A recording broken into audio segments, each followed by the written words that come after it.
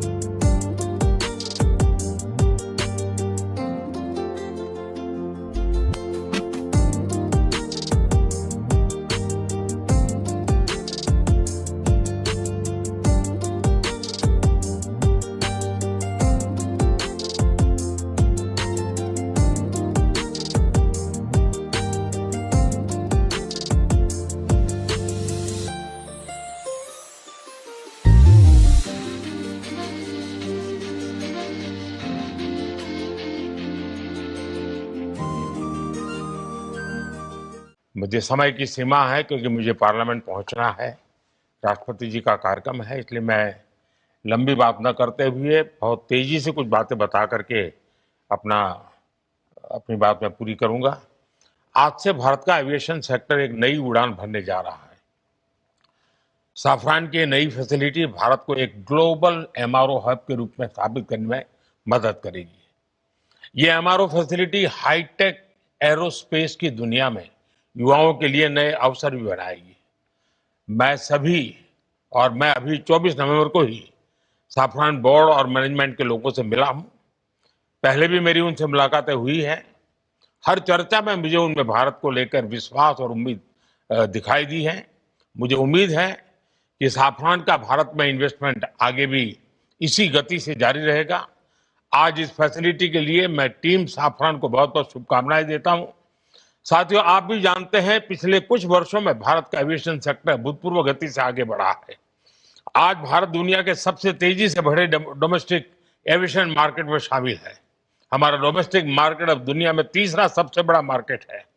आज भारत के लोगों का एस्पिरेशंस एक नए आसमान पर है। ऐसे में भारत में एयर ट्रेवल की डिमांड लगातार बढ़ रही है और इसलिए हमारे एयरलाइंस लगातार अपने एक्टिव फ्लीट को बढ़ा रही है। भारत की एयरलाइन कंपनियों ने 1500 से ज्यादा नए एयरक्राफ्ट का ऑर्डर दिया है। साथियों, भारत के एविएशन सेक्टर में तेज एक्सपेंशन से के चलते maintenance, repair and overhaul MRO की सुविधाओं की जरूरतें भी बढ़ रही है। हमारा 85% एमआरओ का काम देश के बाहर होता रहा है। इससे खर्च बढ़ता था, समय ज्यादा लगता था और एयरक्राफ्ट लंबे समय तक ग्राउंडेड रहते थे। ये स्थिति भारत जैसे विशाल एविएशन मार्केट के लिए ठीक नहीं थी। इसलिए आज भारत सरकार देश के दुनिया के एक बड़े एमआरओ केंद्र के रूप में विकसित कर रही है। अब पहली बार देश में एक global OEM deep level servicing की सुविधा स्थापित कर रहा है। साथियों, साफरान की ग्लोबल ट्रेनिंग, नॉलेज ट्रांसफर और भारत के इंस्टीट्यूशंस के साथ साझेदारी, इससे देश में एक ऐसी वर्कफोर्स तैयार होगी जो आने वाले वर्षों में पूरे एमआरओ इकोसिस्टम को नई गति, नई दिशा देगी। इस फैसिलिटी से देश के दक्षिण भारत के नौजवानों के लिए रोजगार के अनेक अवसर बढ़ेंगे और हम सिर्फ एविएशन एमआरओ तक सीमित नहीं रहना चाहते। हम शिपिंग से जुड़े एमआरओ इकोसिस्टम पर भी बहुत बड़े स्केल पर काम कर रहे हैं। साथियों, हम हर सेक्टर में डिजाइन इन इंडिया को भी बड़े पैमाने पर प्रमोट कर रहे हैं।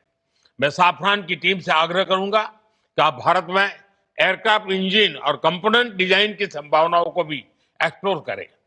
इसमें एमएसएमई का हमारा बहुत बड़ा नेटवर्क और हमारा युवा टैलेंट पूल आपको बहुत मदद करेगा। साफरान एरोस्पेस प्रोपल्शन सिस्टम पर बड़े स्तर पर काम करता है।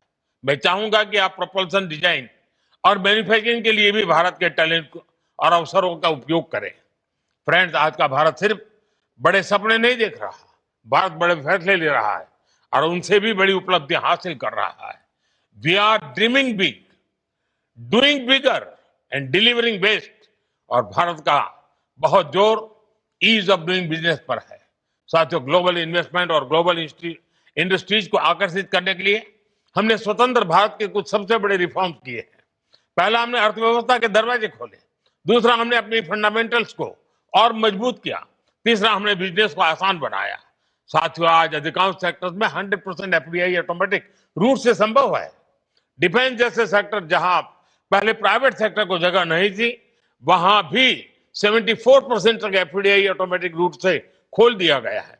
स्पेस सेक्टर में भी बड़ी अप्रोच अपनाई गई है और इन कदमों ने दुनिया को साफ संदेश दिया है, India welcomes investment, India welcomes innovation.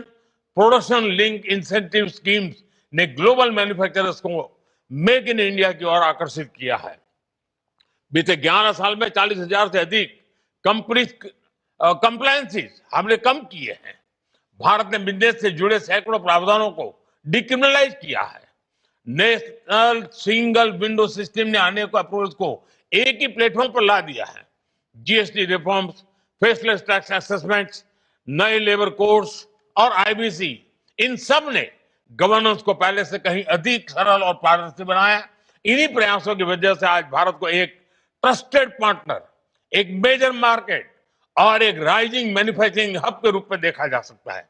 साथियों, भारत के पास तेज ग्रोथ है, स्थिर सरकार है, रिफॉर्म से जुड़ा माइंडसेट है, बहुत बड़ा यंग टैलेंट पूल है, एक विशाल डोमेस्टिक मार्केट है और सबसे खास बात, भारत में निवेश करने वालों के लिए हम सिर्फ इन्वेस्टर नहीं बल्कि को क्रिएटर मानते हैं।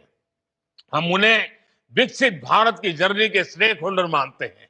इसलिए मैं सभी इन्वेस्टर से कहूंगा, India is proving why betting on India is the smartest business decision of this decade। एक बार फिर आप सभी को इस आधुनिक एमआरओ फैसिलिटी के लिए मैं बहुत बहुत बधाई देता हूं।